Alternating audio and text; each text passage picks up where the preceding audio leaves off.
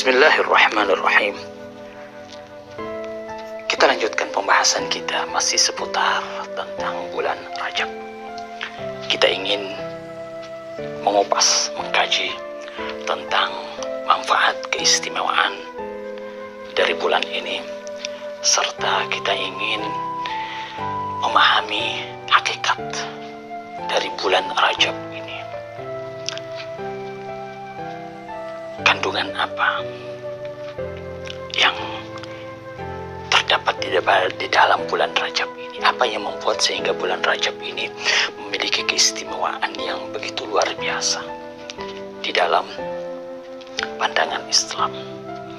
Kita akan berusaha untuk melihat ini dari dua sisi. Sisi zahirnya, sisi syariatnya yang bersifat amalan-amalan lahiriah, amalan-amalan yang sudah tercatat, ya, walaupun kemudian itu pasti ada perbedaan-perbedaan di dalamnya yang dikatakan, yang disebutkan oleh Rasulullah, atau kemudian amalan-amalan yang dinisbatkan kepada salafus saleh, kepada orang-orang terdahulu yang saleh-saleh, yang mereka itu adalah panutan kita semua, uswah kita semua. Kita berusaha untuk melakukan amalan sesuai dengan apa yang diinginkan oleh Allah dan Rasulnya. Kemudian kita lihat juga dari sisi hakikatnya, sisi ma'nawi spiritualnya. Ini yang paling penting. Inilah yang kemudian akan lebih mendorong seseorang untuk semakin dekat, semakin memberikan nilai lebih dalam setiap amalan-amalan yang dia kerjakan. Ketika cara pandang kita terhadap sesuatu bukan lagi dilihat dari sudut lahirnya, tetapi lebih pada sudut hakikatnya, lebih pada unsur-unsur yang bersifat ma'nawi spiritual, yang bersifat batini. Inilah yang akan mendorong seseorang lebih bisa mengerjakan hal tersebut dengan benar, lebih terasa, ya, lebih terasa, lebih menyentuh di dalam jiwa seseorang. Semakin besar pengetahuan seseorang terhadap sesuatu, maka itu akan menentukan sikap dia di dalam bersentuhan, berhadapan dengan sesuatu. Kalau misalnya dengan amalan, maka hal tersebut akan membuat amalan-amalan dia lebih meningkat, lebih menyentuh. Makanya kita bisa melihat misalnya amalan-amalan Rasulullah, amalan para kekasih-kekasih Allah yang memang secara lahir sama dengan kita, tetapi dilihat dari sisi ma'nawi, dilihat dari sisi spiritualnya, sebenarnya sangat jauh berbeda, sangat jauh berbeda. Dan itu kita bisa lihat dari sikap mereka, dari akhlak mereka, dari adab mereka. Sebab yang menentukan semua itu tidak lain adalah pemahaman mereka tersebut. Sisi hakikat ini tidak lain, lebih tepatnya disebut dengan ruh amal. Jadi sisi rohaninya sesuatu, sisi dalamnya sesuatu. Seperti yang pernah saya contohkan kemarin, kalau misalnya kita melihat Rasulullah yang mengerjakan sholat, ya, antara kita dengan Rasulullah yang sedang berdiri sholat, mungkin dilihat dari sisi zahirnya sama, nggak ada bedanya. Kita berdiri, kita rukuk, kita sujud, sama, nggak ada bedanya. Tetapi apa yang kemudian membuat Rasulullah itu lebih dekat dengan Allah, yang kemudian membuat Rasulullah itu makamnya begitu luar biasa, sampai Rasulullah itu menjadi kekasih Allah, menjadi Habibullah, sampai dalam salah satu riwayat dikatakan bahwa ini berkenan dengan Sayyidina Ali, sampai ada salah satu sahabat yang mengatakan bahwa seandainya saya itu disuruh untuk memilih antara mengeluarkan seluruh harta saya dengan sholat 2 rakaat yang dikerjakan oleh Imam Ali, maka saya akan mengeluarkan seluruh harta saya dan kemudian saya bisa mencicipi dan saya bisa mendapatkan derajat dari sholat Sayyidina Ali.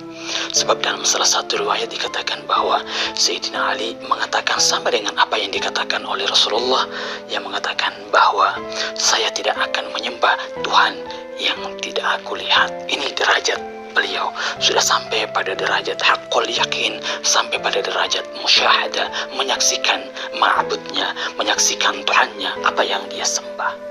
Dan inilah hakikat dari ibadah tersebut. Kita sampai pada hakikat musyahadah haqqul yakin, bukan hanya sampai pada tingkat-tingkat ilmu yakin, atau hanya sampai pada tingkat argumentasi, atau sampai pada tingkat pemikiran, bukan itu. Atau yang kita inginkan seperti apa yang dia dialami oleh salah satu sahabat baginda Nabi di zaman Rasulullah, yang dimana satu pagi Rasulullah ketemu dengan salah satu dari sahabat beliau yang begitu muda, yang masih berumur 17-20 tahun. Sahabat itu dalam keadaan yang begitu kurus, kusut,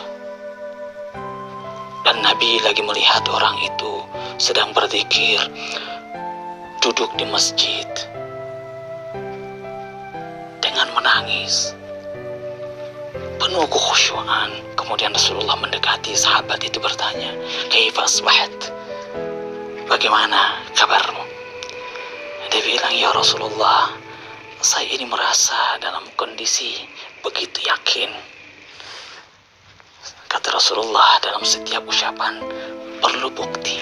Harus ada bukti apa yang membuat engkau begitu yakin bahwa engkau itu berada pada derajat orang-orang muqinin, orang-orang yang yakin, derajat yang begitu luar biasa, tinggi benar. Dia katakan bahwa saya mendengar rintihan orang-orang yang berada di dalam neraka, tapi saya sekaligus mendengar dan melihat kenikmatan dan kenyamanan dari alam surga. Melihat, menyaksikan, sampai pada derajat menyaksikan, mendengar apa yang terjadi di sana. Ini luar biasa. Sehingga ketika udah sampai pada derajat makam seperti ini, nggak mungkin dianya akan berbuat sesuatu hal yang tidak benar. Tidak mungkin dianya yukhalif, menentang Tuhannya. Nggak mungkin, sebab dia pada akhirnya udah melihat. Kita kan terkadang api neraka, nikmatnya surga hanya berada di alam fikir kita saja. Kita belum mampu mencicipi itu secara langsung. Kita beribadah pun kita belum menikmati bagaimana manisnya itu ibadah.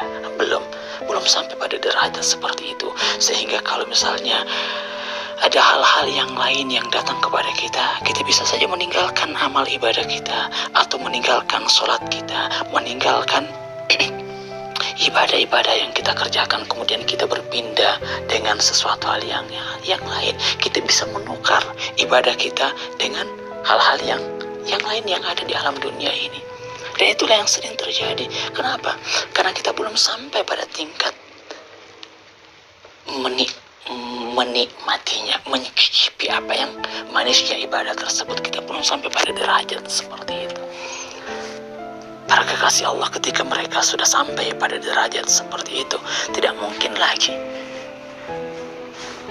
mereka akan mengganti kenikmatan itu dengan segala kenikmatan yang ada di alam dunia ini. Seperti Rabi'ah al-Adawiyah, jangankan kenikmatan dunia, bahkan kenikmatan surga pun dia sudah tidak inginkan. Udah nggak inginkan hal-hal seperti itu. Dia udah nggak butuh. Yang diinginkan tidak lain bagaimana dia bisa menatap wajah Allah, bisa berdua-dua dengan Allah. Allah. Ini pun perlu dijelaskan. Apa yang dimaksud dengan menatap wajah Allah? Apa kedekatan dengan Allah? Seperti apa rasa itu? Ini perlu dijelaskan. Ini tidak ada, bukan dilihat dari sisi pendekatan yang bersifat rasional. Enggak bisa dirasionalkan. Anda rasakan lewat hati Anda, batin Anda, kalb Anda yang merasakan semua itu.